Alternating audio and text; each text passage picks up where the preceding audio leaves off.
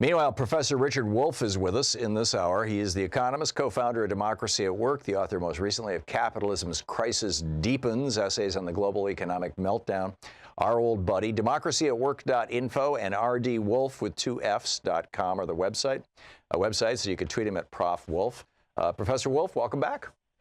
Thank you, Tom. Glad to be here. It's great having you with us. You know, the tax scam, the GOP tax scam that has, jacked our budget deficit so far by $1.5 trillion. I believe the total impact of this over a decade is $6 trillion. I remember either 5 or 6 from when it was first rolled out. People are looking at this going, well, maybe we should reverse this. Democrats are saying if we get into power, we would reverse it. But George W. Bush did the same thing. And I understand that had George W. Bush never done his tax scam, had Donald Trump never done his tax scam, and had George W. Bush not lied us into the war in Iraq and started the war in Afghanistan, we would have paid down the national debt basically by now because, Clinton handed off surplus budgets in 2000, which kind of all, A, please reality check that, but B, it all kind of raises the question, what if we went all the way back to Reagan, which was the original GOP tax scam? He came into office, the top marginal tax rate was 74%. I believe the corporate rate at that time was around 35 or 40%. And, he dropped it down to 25% famously and floated back up from there. But what if we were to roll back all 3 of these Republican administrations' tax scams and go back to, a tax rate that brought us the 50s, the 60s, and the 70s, which were the 3 most prosperous decades for the middle class, literally in the history of the United States. What do you think? I think the idea is fine. I don't know how fast one would do that. Unfortunately, when a government is run by people whose political program comes down to buying the financial support of corporations and the rich by giving them periodic enormous tax cuts, and that's really what went on. By the time you're done, when you do those kinds of tax cuts, the only way the government can keep functioning, everything from the military to Social Security and everything else, the only way the government can function if it gives away the taxes from corporations and the rich is if it borrows the money that it's no longer raising in taxes from them. The horrible irony of it all is that a good part of what the government borrows when it gives tax cuts to corporations and the rich is money lent to the government by corporations and the rich who are lending to the government the money they didn't have to pay in taxes.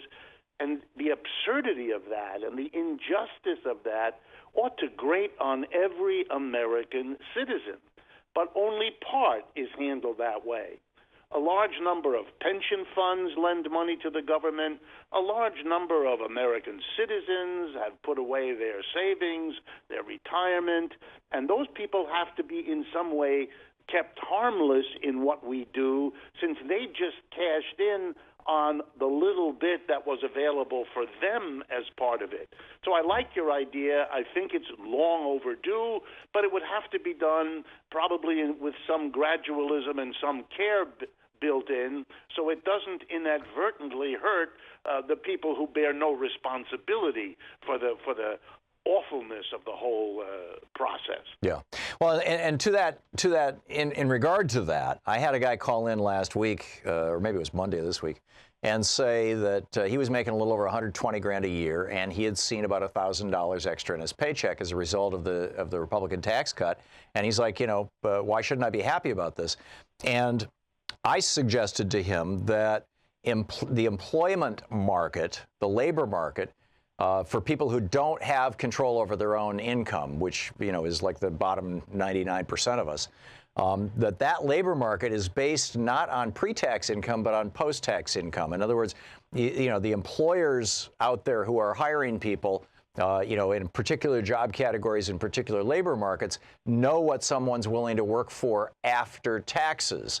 So if he's making 110 and he's actually taking home 80, his employer knows he's willing to work for 80. So if he gets a massive tax cut and suddenly he's making 90, his employer is going, hey, I can find somebody who will do this job for 80. You would do it for 80 before. And so he lays the guy off or fires him and replaces, basically the wage comes back down again so that the take-home pay is still the same. On the other hand, if he had a massive tax increase and suddenly he was only taking home $60,000 a year, and was starting to look around for another job or something like that, his employer would have to raise his income in order to get him back to that, same level, which is why in Denmark the minimum wage is over I think it's $24 an hour, because the average tax rate on working people is in the 30s, 30 to 40%. And it's also why, if you go back to, I've looked at tax tables going back to 1900, and it sure looks to me like if you look at 3 and 5 year windows, as taxes on working people go up, wages go up. As taxes on working people go down, wages go down. With regard to the very top, though, when taxes go down, they get more money. When taxes go up, they get less money. Is that a reasonable and accurate analysis, or am I just out here, blowing hot air into the wind? No. You're bringing up something that is quite valid, and it is unfortunately very poorly understood in the larger population. But if I could speak for a moment to what your caller said, there is no way to nail down in any definitive way whether a wage increase that he may have gotten, say, over the last 8 months since the tax cut of 2017 took effect, was because of the tax cut as opposed to 25 other possible reasons that led that employer to raise his wage. The employer might say something like, I'm sharing with you what I got as a tax cut. But both the Bloomberg Service, the Financial Times, half a dozen agencies have now studied what corporations did across the board with the tax cut money. And their conclusions were very few, somewhere between 3 and 5% of American workers got any portion of that tax cut. It was overwhelmingly used for stock buybacks, that's when companies buy back their shares in the market, to raise dividends to shareholders, and to raise in pay packages for top executives, which corporations are free to do, and which is what they, in fact, did. All the talk about how it would end up helping workers' wages, that's just the same old trickle-down nonsense that if we give a tax cut to corporations and rich, somehow it's going to find its way into average people's pockets.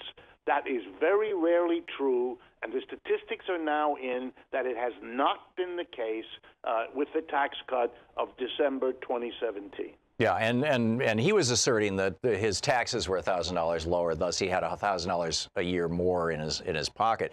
But I've also seen numbers that, and this I just saw this a couple days ago, that suggested that while the average income, the average wage in the United States is around $44,000 right now, the median wage in the United States, in other words, half above, half below, is only $33,200. And the reason for that difference is that the average includes all these people who are making literally millions and millions of dollars at the very, very top of the wage scale. But that's not that many people. It's just a hell of a lot of money. And so the median is actually, a reflection of what most people in America are earning, which is in the low 30s. And is that accurate? Absolutely. And let me quote to you a wonderful piece of statistical work done by the Economic Policy Institute in Washington, D.C. They divided wages into high, medium, and low. And they asked the question, how have these three parts of the wage distribution done between 1980 and now? And what they show, which is startling, is that the low wage people are actually worse off if you adjust for prices, as all of these numbers do. They are worse off now. They can afford less out of their weekly wage than they could 30 years ago, in 1980, roughly. The middle group is just slightly above, maybe 3 or 4 percentages above now what they were back in 1980, 38 years ago. Only the high-wage people saw an appreciable increase in the neighborhood of 30 to 40%, which means that over the last 30 years, the middle and the bottom, which is more than 50%, went absolutely nowhere or shrank in terms of what they were getting for the labor effort they put out. Only those at the top, and particularly because of the very top, as you just noted, were able to do better.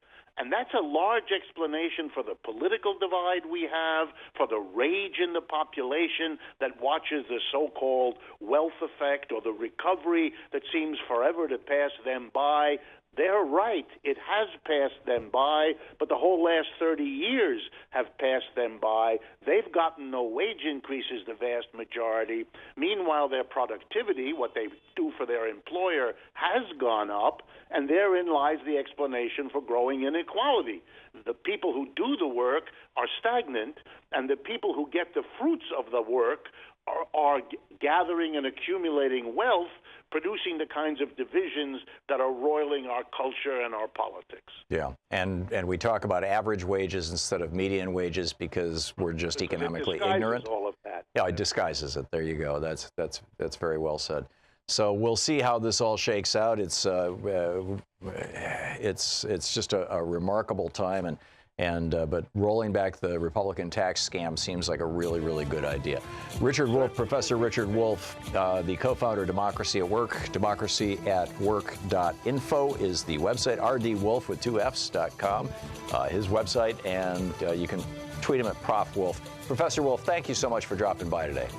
Thank you, Tom. Talk to you in the future. Thank you. I look forward to it. I always learn from you. We'll be back.